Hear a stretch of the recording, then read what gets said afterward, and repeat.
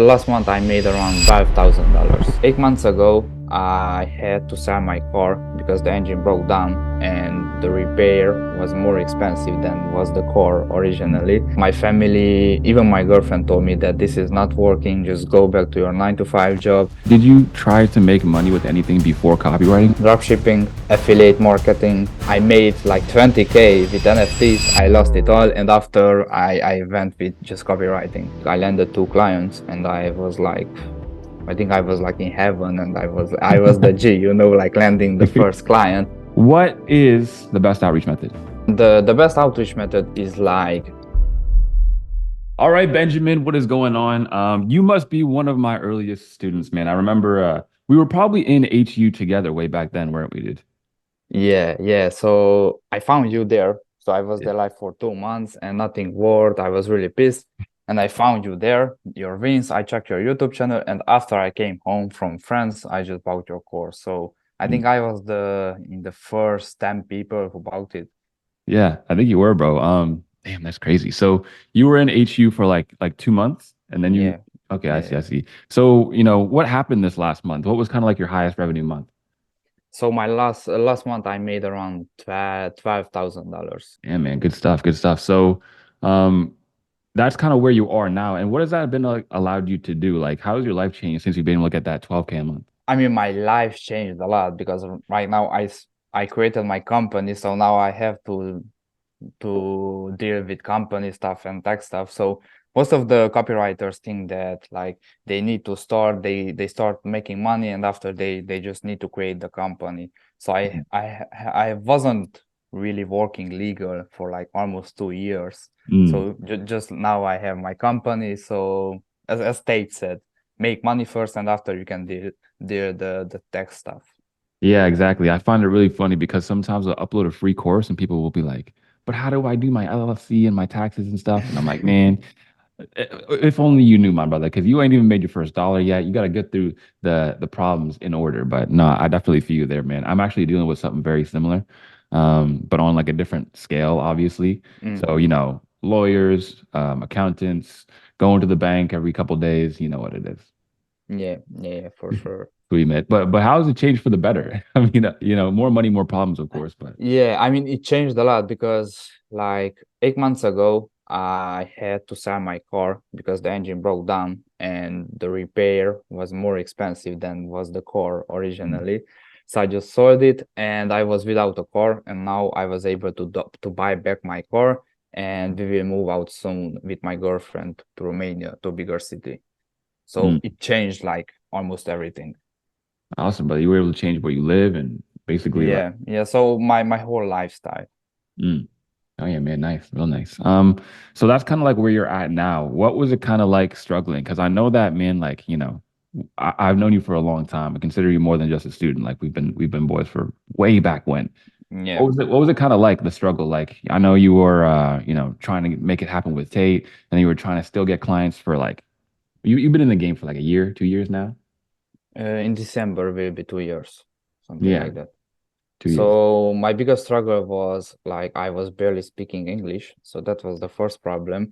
So when I started, I was like in my mind, yeah, I can speak English perfectly, blah blah blah. But when I was on the first sales call, I was like, uh, so I just didn't know what to say. So that was my biggest struggle. And the second struggle was my copy was shit, to be Mm, honest with you. So I started using ChatGPT. I learned how to prompt it properly, watched the 40 Academy, like the all weeks, and it was really valuable for me. And from then, my life overall just changed. I landed my first retainer. I started just working, being consistent with it, and yeah, here I am. awesome, man. We love to hear. Love to hear. So you mentioned a few things there that was pretty awesome. So, and I'm also curious, like, would you say for you it took longer than it needed to? Yeah. Definitely, What were like some of the things that held twice you as back? much. Twice as much, damn. Yeah. What were some of the things that you think held you back that you were kind of like you put too much time and effort towards that probably didn't actually pay off much? I think the biggest problem for me is what was like self-limiting beliefs, because when I Mm, started, I just leave my 9 to 5 there. So back then I worked in France as a construction worker. Mm, And before that, I was in Italy as a GHL, so courier worker. And mm, before that, I was a sandblaster. So I was working like 9 to 5 for. I started 9 to 5 at the age of 13, something like that. damn. So Yeah, no stranger to hard work. Awesome, man. And you were also discussing like how it was tough with your language. And of course, I mean, you probably get this question all the time. I get this question a few times every single day. What if someone's not that good at English? What can they really, really do? What do they need to do to actually, get rid of that kind of like excuse and that self-limiting belief that, well, English isn't my mother language, isn't English isn't my first language. So how do I become a copywriter? yeah. So first thing first, watch YouTube videos, but not with Mr. Beast, of course. Much more likely like copywriting and discipline, motivation, and anything like that. Read books like I did. So Mm, I ordered some books. I started reading. And the best thing what someone can do is like join a Discord community like yours and just start talking with others. mm. That had me like a shit on a flat. Yeah, exactly. I've actually heard that before where some people are like, should I study English and stuff? And I'm like, why not just immerse yourself in it, right? Because Yeah. I also know so many people who didn't speak English and they just started watching English TV. All they watched was in English. They only talked to English people. So it's like, how do you not learn English if that's what you're doing, right? Yeah. I mean, the best thing they can do is just like join your community like Mm, copywriters and just start talking with people, because I think for me that was the most valuable thing and lesson, because other people started to help me, I started to help other people, and we develop like really good relationships. yeah, exactly, exactly. And out of curiosity, did you try to make money with anything before copywriting, or was copywriting the first thing? I tried dropshipping, affiliate marketing. Yeah. What I tried. I made crypto money with crypto like 5K. I lost it all. I made like 20K with NFTs. I lost it all. And after I went with just copywriting. Wow, that's funny, and that's actually a very common story. It's something that I've gone through. One of my friends has gone to. Because the funniest thing with crypto, you'll put in $1,000, you get 2 grand back, and you're like, oh man, this is crazy. You'll put in $5,000, you get 10 grand back, and you're like, oh, this is even crazier. You put in $10,000 Yeah. and it's gone, and it's like, bro, Yeah. it Yeah. tricks you Yeah. every single time, bro. Yeah. It's like a type of gambling if you Oh don't yeah, really know what to do. But if I would have start again like investing, I would just go with Ethereum and Bitcoin. That's it. yeah, exactly, long term. Awesome. So, what actually attracted you to copywriting? What was like, okay, copywriting is the thing. I'm gonna make this work, and I'm not gonna quit. I was broke, and that was the only option for me. Mm, awesome, man. So 2 years, like, how do you stay in for 2 years and like really be consistent for that long? Like, how long did it take you to actually see the first bit of results? And then, like, how did you hang in there no matter what? To land my first client, my first paying client, Mm. it took me 6 months. And in 1 week, I landed 2 clients, and I think I was like in heaven, and I was the G, like landing the first client. And before that, my family, even my girlfriend told me that this is not working, just go back to your 9 to 5 job. And the thing with me is like I have like a mindset that if I start something, I will just do, or Mm. I will just go all in, no matter what is happening, how long it will take.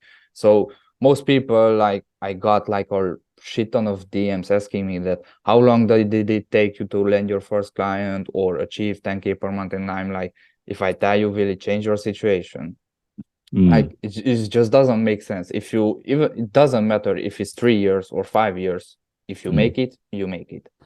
Exactly. Damn. Yeah, man, because I remember, dude, and I really have to make it clear to everyone watching. Like Benjamin is the man who literally showed up everywhere. He did all the steps. He worked consistently. I saw this man come up to almost every single coaching call that we did inside the academy. And he was in it for months and months and months. And only years after he was finally able to do it. He knows where he went wrong and he knows what he was doing. But the long story short is that, even if it does take a couple years, like, bro, tell me like life isn't way, way better, and you're so thankful that you not only started but just stuck with it. Yeah, yeah. I mean, think of your journey like Bitcoin. Like in 2012, it was like $10 or so, and now it's worth like almost 70K. Yeah, yeah. Exactly, So man. the same applies to your copywriting journey and your goals. Exactly. And so, now that I kind of have your story, right, I kind of know what you went through, where you were going. There's a couple questions that, I have to ask. I have to ask because everybody's going to be asking, everybody's going to wonder, everyone's going to comment in the comments if I don't ask it. So I'm going to ask it anyways. What is the best outreach method? Yourself. Mm, That's the best outreach method. So I can tell that what worked for me, but I will not tell my newest outreach method because that's what I know only. And the best outreach method is like let's just say they can use your outreach method that you are teaching on YouTube or mm, in the 4D server. But if you just copy and paste it, then just don't hope that you will land a client, because like mm, thousands of people do it. So how can you differentiate yourself from the rest if you are just doing the same things? So what you could do is like copy your method, add your own touch to it, your sauce, and mm. try to think out of the box and just differentiate yourself from the rest.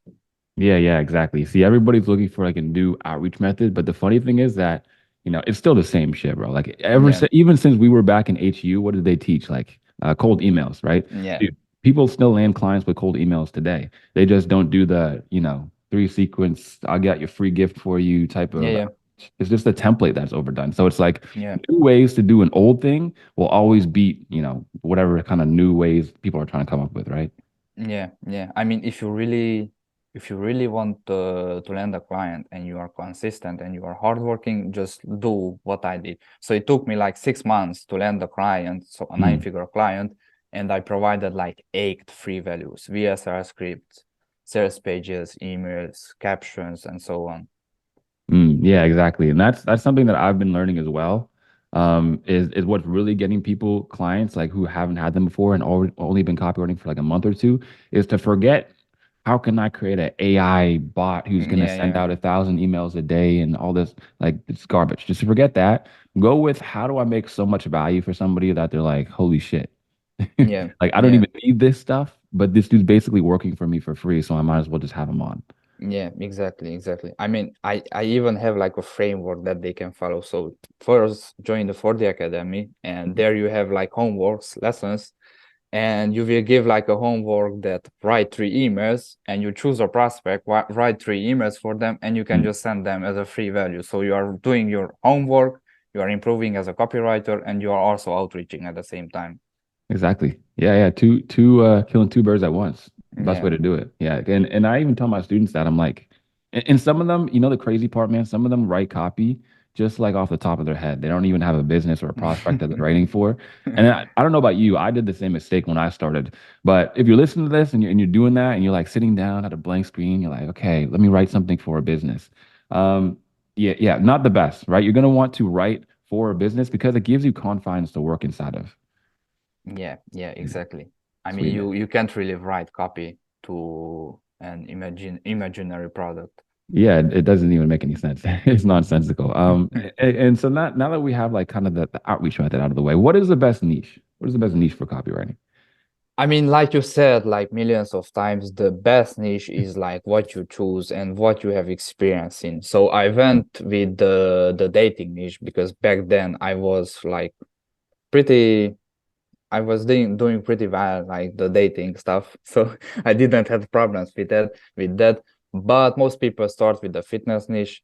They can go, that's for sure. But for me, it took like I wasted like 3 months there. So I'm Mm, not suggesting that. So the best niche is like, in my opinion, wealth, health, and relationships. mm. Yeah, exactly. Sweet man. Health, wealth, and relationships. Yeah. I like it. I like it. So, what do you look for? Like, what is a good prospect? What does a good client look for, and where do you find them? I mostly find them on Instagram and Mm, YouTube. And for me, that is worth my time. Of mm, course, is like above 1 million followers, something like that. mm, And the problem is that there are a lot of people out there who are mm, just buying followers. So just check mm, their engagements, like how many likes they get, views, and so on, and also join their email list and see like if they have like an email copywriter or anything like that, and also Mm, check their products and their results. And that way you can tell that if they can pay you or not. yeah, exactly. Okay, sweet, man. Yeah, it's basically, see, you know what's crazy, man, is that people will hear you say it, people will hear me say it, people will hear Joe Schmo in the street say it, and then they'll hop in the Discord and be like, but where do I find clients? Yeah, yeah, yeah. So it really does come down to like taking action. So what would you say, like, have you ever been in that situation where you're in that eternal learning phase where you're learning and learning and learning and you're hyper focused on getting more information, but you don't actually do anything? If you have, like, how did you get out of that? Yeah, I think that was like my first 2 months. So I was Mm, just getting like the information. I bought courses and blah blah blah, and I was just procrastinating because I just didn't wanted to start just doing outreach because what if they will tell me to fuck off? mm, And that way I wasted like 2 months because mm, I just didn't start it. right. And so I've been there, and the best thing that you can do is just like go with the mentality that get shit done. So just start it.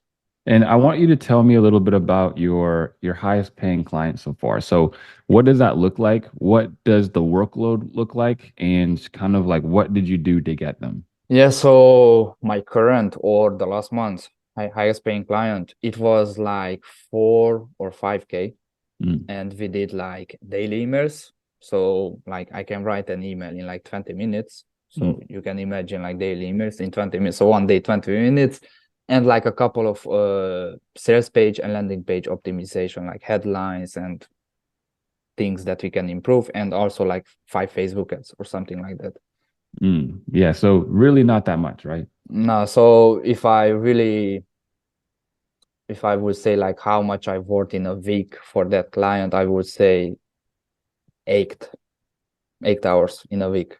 8 hours in a week. So how much do you work like in total, would you say? Like, are you the guy who's like, I love work, so I work 50, 60 hours a week or Nah, nah, not anymore. I used to do that when I yeah. started. I thought that if I do more, then I will get more clients and I will get more pay. But I'm like, I wake up, I do my deep work, my deep Mm, session. I do all the work for the clients in like 3 or 4 hours.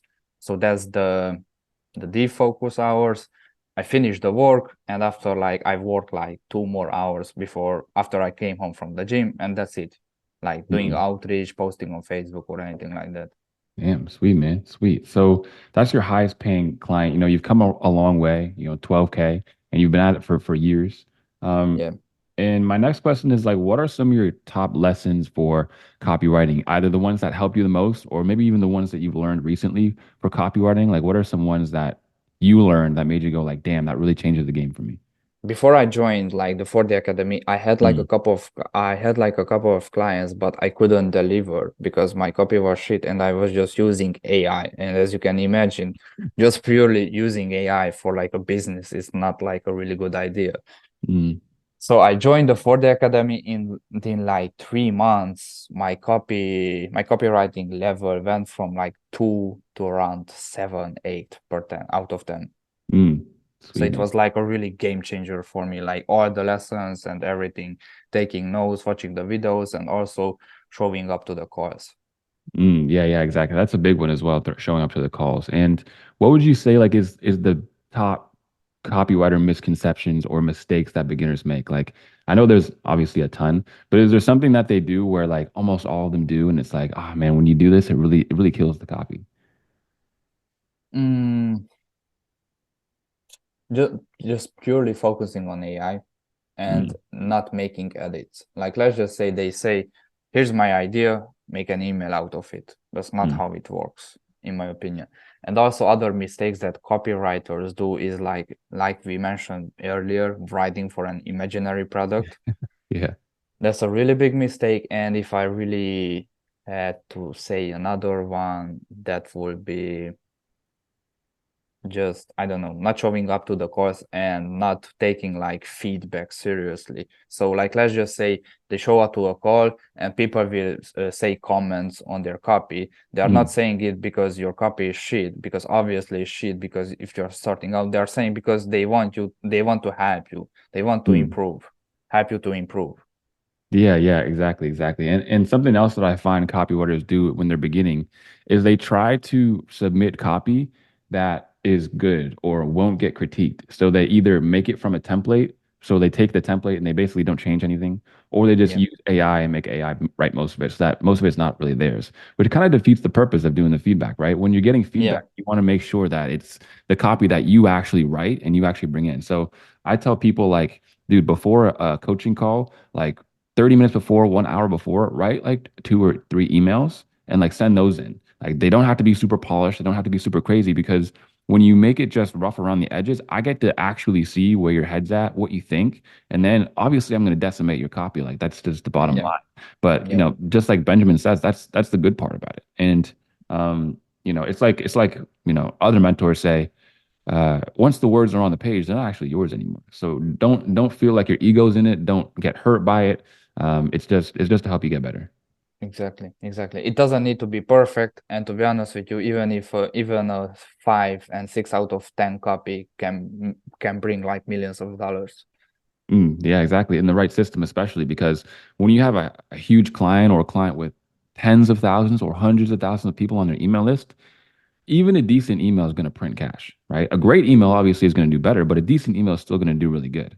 And what would you say are some of the biggest mistakes that beginners make as far as outreach, other than like, just kind of ripping off some templates type of thing? Procrastinating, that's the first one. So they are just not starting. The second Yeah. one is just copy pasting methods and just Mm, like just taking them and just sending to the client and hoping that they will notice them and they will just magically give their permission to be their copywriters and pay like tens of thousands of dollars. That's not how mm, it works. And the third one is like again not taking feedback from your clients, mm, not from your clients, but also from the prospects you're outreaching to. So like let's just say you send out like a couple of messages and you get like really negative feedback from them, then of course you are doing something wrong. mm. Yeah, yeah, exactly. Because if you're following up with value, nobody should be telling you to F off or anything like that, right? It's Yeah, only if you're hitting up people and you're like, hey, did you see my message? Did you see that? Did you see that message? Where you're gonna yeah. get blocked, you're gonna get people to say, like, yo, leave me alone. So no, yeah, exactly. I definitely know what you're saying. And then the other thing that's really funny is that procrastination was your second point because as a coach, for the longest time, I felt like, I'm putting out all these free courses out here, and then I put out some other courses in like paid communities and stuff. And I'm like, everyone out here is like trying to get clients, but they're not. Dude, you might sit here and think, okay, this video has 1 million views, so there's 1 million people who are using these outreach templates and trying to get clients with them. Bro, the majority of copywriters I talk to are they either say, I don't think my copy is good enough, so I didn't outreach. I outreached a couple times and didn't get a client, so I stopped. Like nobody's actually taking very consistent action and getting better at it, which is surprising, right? Yeah, yeah. I mean, most of the copywriters will give up after the first 3 months of not seeing any results. And also another quick tip for like copywriters, the money is in the follow-ups. Mm, yeah, exactly. Bec- So that was all really good stuff. And lastly, I want to just put one more thing out there. There's a guy out there right now, and he's 19 years old, let's say.